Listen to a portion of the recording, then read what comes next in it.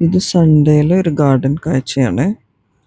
Sunday ആണ് ഞാൻ സാധാരണ പറ്റാവുന്ന പോലെ ഹാർവെസ്റ്റ് ചെയ്യാറ്. ഇത് കുറച്ച് സപ്പോട്ടാസ്, ചെറി ഞാൻ ഇടയ്ക്കിടയ്ക്ക് മിക്ക ദിവസവും പറിച്ച് ഫ്രീസറിൽ വെക്കും. എന്നിട്ട് കുറച്ചാകുമ്പോൾ ഞാനതെടുത്ത് ജ്യൂസ് അടിക്കാറാണ് പതിവ്. ഒരു പുളിയും മധുരവും കൂടി ചേർന്ന ഒരു ടേസ്റ്റാണ്. കഴിക്കാനും കുഴപ്പമില്ല. നല്ലോണം പഴുത്ത് കഴിഞ്ഞാൽ നമുക്ക് പച്ചയ്ക്ക് കഴിക്കാം. ഇതാണ് അതിൻ്റെ പൂവ്. പിന്നെ ഇത് കുറച്ച് വെജിറ്റബിൾസ്, പോക്ക് ചോയ്, ചൈനീസ് ക്യാബേജ്, പാസ്ലേ, അങ്ങനെ കുറച്ച് വെജിറ്റബിൾസ്. ഇത് തിപ്പല്ലി. എങ്ങനെയാണ് പഴുക്കണത് മനസ്സിലാകണമെന്നോ ഒന്നും എനിക്കറിയാൻ പാടില്ല. ഒരു കഷ്ണം കൊണ്ടുവന്ന് വെച്ചതാണ്. ഇപ്പം നല്ലോണം പിടിക്കുന്നുണ്ട്. ഇത് പച്ച ജാമ്പ. അത്യാവശ്യം ടേസ്റ്റ് ഉള്ളതാണ്, മധുരമൊക്കെ ഉള്ളതാണ്. ഇത് സ്ഥിരമായിട്ട് ഞാൻ വിളവെടുക്കാറുള്ള നിത്യവഴുതന. കുറച്ച് കിട്ടും. അപ്പോൾ ആഴ്ചയിൽ ഒരു തോരൻ ഉണ്ടാക്കാനുള്ളതൊക്കെ കിട്ടും. ഇത് എൻ്റെ കോൺ ചെടിയാണ്. കോൺ നമുക്ക് സുഖമായിട്ട് വളർത്താവുന്ന ഒരു പ്ലാന്റാണ്. ഇത് സ്വീറ്റ് കോണാണ്.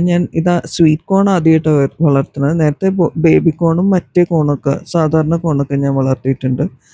ഇതിപ്പോൾ കതിരിട്ട് തുടങ്ങിയിട്ടുണ്ട്. ഇനി ഇതിൽ കോൺ സൈഡിൽ കൂടി ഉണ്ടാവുമ്പോൾ ഈ കതിര് ചെന്ന കോണിൻ്റെ ആ മുടി പോലെ ഇരിക്കുന്ന ആ സാധനത്തിൽ വീണാൽ മാത്രമേ അതിൻ്റെ ഉള്ളിൽ കോൺ ഫോം ചെയ്യുള്ളൂ. ഇല്ല, ആ സമയത്ത് ഈ കതിരില്ല എന്നുണ്ടെങ്കിൽ കോൺ ഫോം ആകൂല. മണിയില്ലാത്ത കോണുകൾ കണ്ടിട്ടില്ലേ? അതെന്താന്ന് വെച്ച് കഴിഞ്ഞാൽ അതിൽ നിന്ന് പുറത്തേക്ക് വരുന്ന ആ മുടി പോലത്തെ സാധനമില്ലേ, രോമം പോലത്തെ, അതിൽ ചെന്ന് ഈ കതിര് വീണാൽ മാത്രമേ പോളിനേഷൻ നടക്കുകയുള്ളൂ. എന്നാൽ മാത്രമേ അതിൽ കോൺ ഉണ്ടാവുള്ളൂ. ഇതതിൻ്റെ അടുത്ത് നിൽക്കുന്ന ഒരു പൊട്ടവെള്ളരിയാണ്. ഇത് ഞാൻ വെറുതെ വെച്ച് പിടിപ്പിക്കാറുള്ളതാണ് ഇടയ്ക്ക്.